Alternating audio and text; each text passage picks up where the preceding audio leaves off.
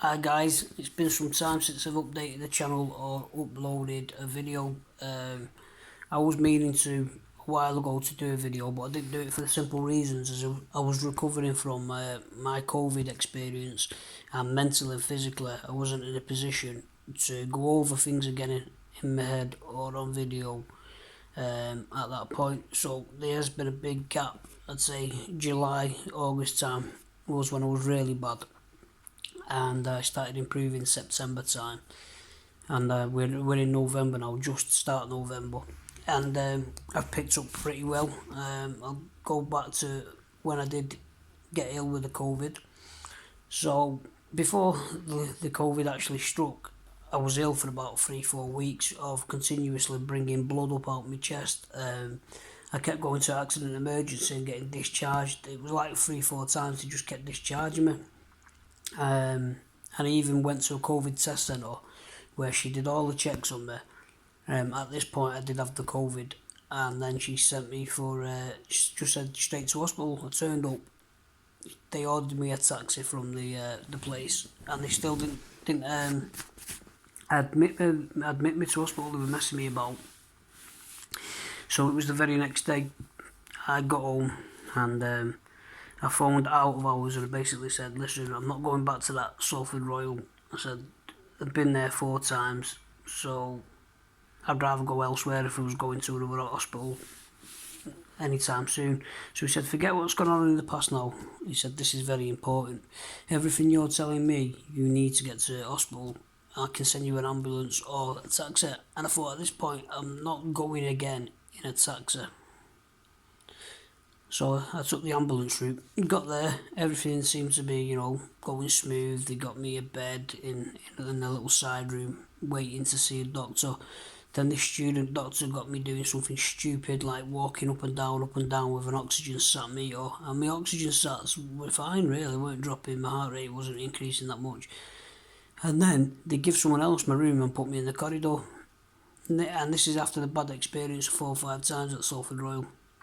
And I was going a bit sick in the not in the waiting room. I was going a bit, when I say sick, I was just arguing my point in the waiting room, saying, when's this doctor going to see me? And in the end, they put me back in a room. And by this point, a doctor did come and see me. I was actually shaking. I had the quilt or blanket over me. I had a very high raised temperature. And if I wasn't seeing that doctor, God knows what would happen to me, because they wanted to discharge me again.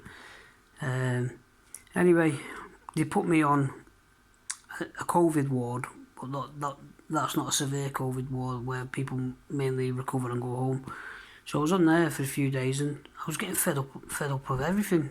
The doctor hadn't seen me in a few days. I wanted to discharge myself at this point again. And I only got taken seriously then when out of the blue, my oxygen started dropping to like 94, 91, and to the point they were dropping as low as 82 to 79 or something like that. So they put me on oxygen, and then as the days were getting on, or hours should I say, it was a fast progression. I was on maximum oxygen. Next minute they're coming in with these machines I've never seen in my life, doing x-rays while I'm on the bed. They moved me then to the proper COVID ward that had life-saving treatment, so to speak. I then spoke to one of the nurses I've seen in the past and said I wasn't happy because since they moved me on this COVID ward, they've dropped my oxygen from maximum oxygen to like 6% oxygen, and I'm not happy with that. I feel like I'm still struggling. Anyway, they put me back up to maximum oxygen. Again, I was on that for 4 or 5 days, maybe even longer, and they whittled it down, but I had to get introduced to something called a CPAP. I think it's PAP, is it? PAP. And it's a mask that's tight round your head and tight round the neck kind of thing, not like strangling you, but it's hair compressed, and it sort of breathes for you, and it just hits you with this air. And you have to control your breathing. You learn how to breathe with the mask eventually when you're on it.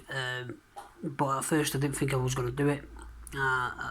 I don't like even the car window being opening and the air coming in, when the car's going at some speed.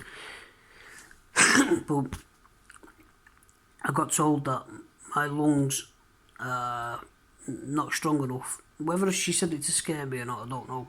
But one of the doctors said my lungs are not strong enough to go under. Basically, be put in a coma and get a breathing machine for me. So if I don't try and stay on it a bit longer, they don't, things aren't looking good for me.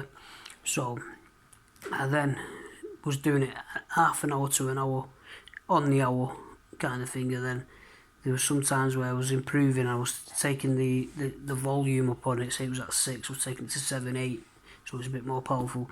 Then I was staying on it a little bit longer, 2 hours, and eventually it did its thing, and then didn't need the CPAP for a bit. It took me about 2-3 days to come off the oxygen completely, and then got discharged.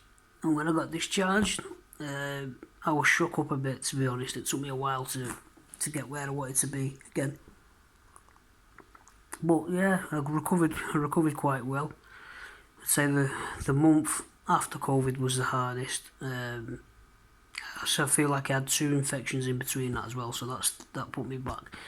But then I'd say end of September time, start of October, things started improving for me, and I started being able to do a little bit of exercise and things like that.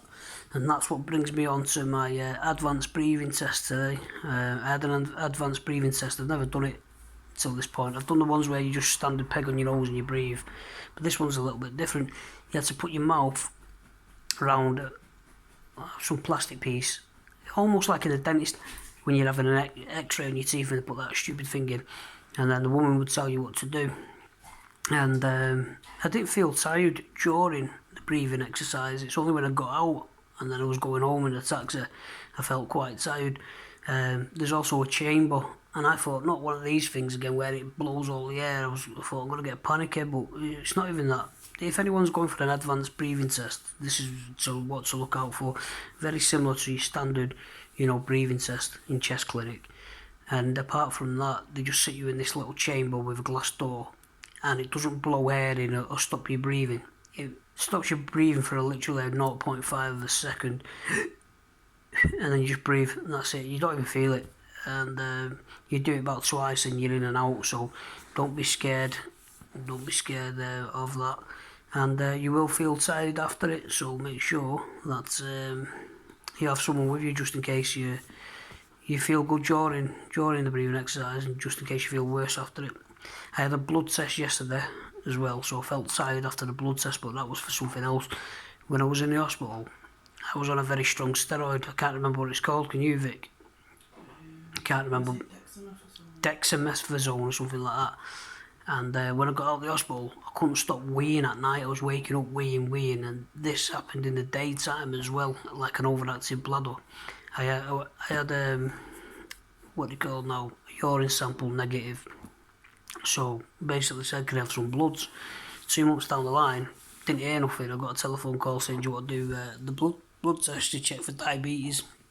At this point I wasn't too concerned because it's settled, so I think it was my body flushing the medicines out and everything else, but I'm waiting on them bloods, and that's about it. Anyway, I'm gonna go because I'm tired, and I'll see you on the next piece.